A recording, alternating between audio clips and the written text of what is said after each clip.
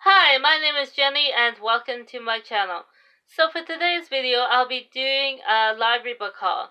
I enjoy going to the library to see all the new titles that are available and to experience the community aspect of the library, seeing the different people that work there and use and also other library goers. Um, and also finding out about the various resources that the library has to offer. And so in this haul, I will be talking about a few of the titles that I have taken out from the library. So let's get into them. The first book that I have to show you is Anything Goes by Ethan Mordden.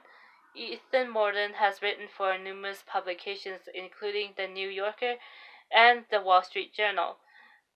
This is a history of American musical theater, and Ethan begins the book by going back to the Orange's musical theater in the England of the 1700s.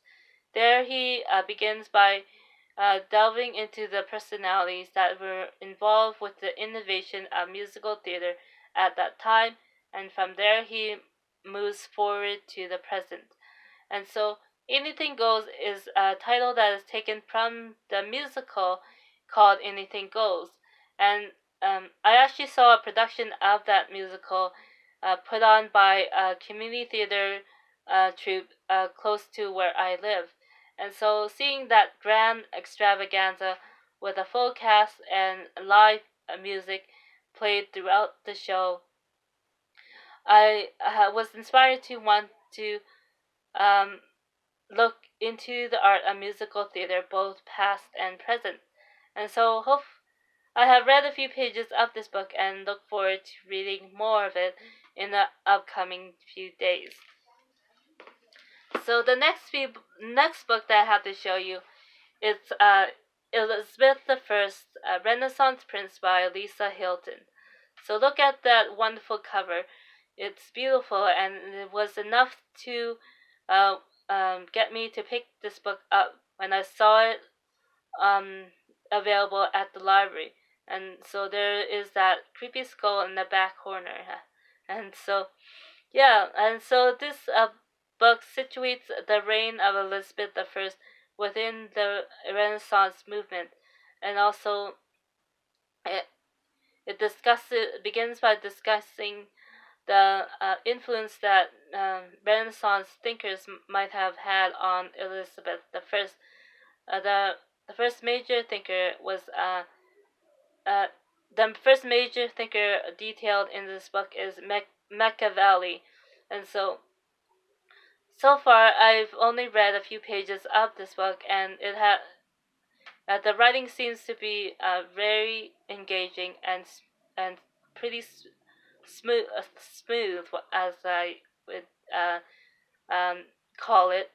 And so, yeah, I picked this up because I want to learn more about the Elizabeth I, and also as preparation for a play that will be um, um, in production in September in my city. And so I look forward to that play as well as learning more about Elizabeth and the Tudors. The next book that I have to show you, and this time is a fiction title. This one is The Lies of Locke Lamora by Scott Lynch. And so this is the 10th anniversary edition of the book, and it is this simple gray with a copper lettering. And so you can see that there are very few details of the book that given by this book or by the cover. And so I don't know too much about what the story is about. I have read like the other books in this hall. I've read only a few pages of the beginning, and this book it begins with a priest traveling around the countryside, and he travels with a gang of orphans, and wherever he goes, he seems to be picking up more, and so that is how the story begins, and that is enough to intrigue me in wanting to read further in this book. The next book that I have to show you, and this one is, we're back to non-fiction titles, and this is actually the third and final non-fiction title in this haul. This one is Why Yemen Matters, A Society in Transition, edited by Helen Lackner. And so, I don't know too much about Yemen. All I know is what I remember from a memoir by a Yemeni Canadian journalist. And so I read that book a few years ago. And so that was the focus on the journalist himself, his life growing up there, and his family. This book will provide a wider picture of Yemen as a country and the various issues that Yemeni people are facing. And so this book delves into the issues that arose from the Arab Spring that took place in 2011. And this book was published in 2014, so a few years after. This book is divided into 4 sections. The first section is politics and security, and that one is begins with an essay called Yemen Between Revolution and Counterterrorism. Part 4 is regional issues, and that one begins with an essay called The Sabah Institutionalized Politics and the Islamists in the Yemeni Revolution.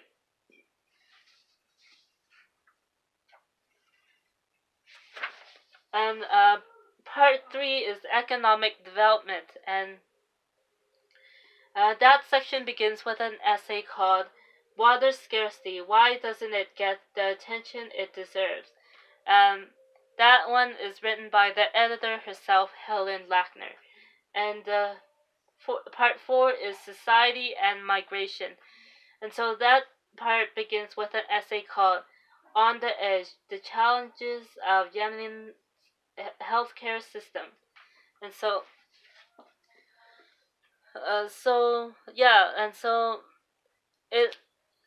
this volume is not too is this is actually a small volume on Yemeni society and politics, and so even though I have what I consider to be very little knowledge of Yemen, I hope to change that by just reading this book, and so I consider it a bit of a springboard into learning more about the country.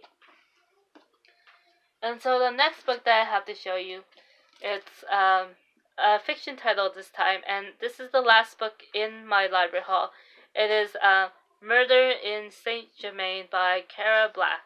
And so this book is book 17 and 18 book series that goes back to 1999. And so this is the book in the Amy Leduc investigation series set in Paris. And so this book, Amy Leduc is convinced to help Suzanne Lesage, who is a brigade criminal agent on the elite counterterrorism squad. So in this book, Suzanne has just returned from former Yugoslavia, where she was hunting down dangerous criminals for The Hague. Back in Paris, Suzanne is convinced she is being stalked by a ghost, and a Serbian warlord she is convinced is dead. Suzanne is suffering from PTSD, and her boss thinks she is imagining things. So she begs Amy to investigate. It might be possible that Mirko Vladic could be alive and in Paris with the. It could be possible that Mirko Vladic could be alive and in Paris with a bloody vendetta after her. So, yeah, there is more to the description in the front flap of the book, but I don't want to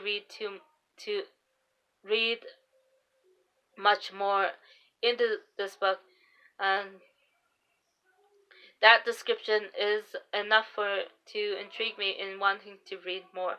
And so, if I enjoy this book, I might go back to start reading from the start of the series. So yeah, that is all for me for this library haul. I hope you enjoyed seeing all the titles that I have taken out from the library. So yeah, so we have Murder in St Germain, Why Yemen Matters, The Lies of Locke Lamora,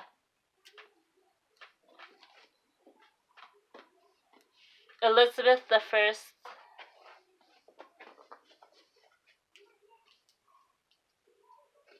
and Anything Goes. So there you have it. That is my latest library haul. So hopefully you've enjoyed this video. See you next time. Bye.